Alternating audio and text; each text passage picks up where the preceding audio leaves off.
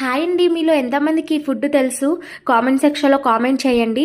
దీని పేరు సొలాయి. ఇది మా డాడీ ఇంటికి తెచ్చినప్పుడల్లా నేనైతే ఎగబడి తినేదాన్ని. అంత టేస్ట్గా ఉంటుంది. దీనివల్ల హెల్త్ బెనిఫిట్స్ అంటే మా ఆంటీ మాటలు వినేద్దాం. ప్రాచీన కాలం నుంచి చాలా ప్రసిద్ధి గల నెంబర్ 1 వంటకం. ఏ పండుగ వచ్చినా ఏ ఫెస్టివల్ వచ్చినా కూడా ఇది ప్రత్యేకంగా వాళ్ళు చేసుకుని అక్కడ వచ్చిన వాళ్ళంతా కూడా స్పెషల్ ఐటమ్ గా ఇది తింటారు.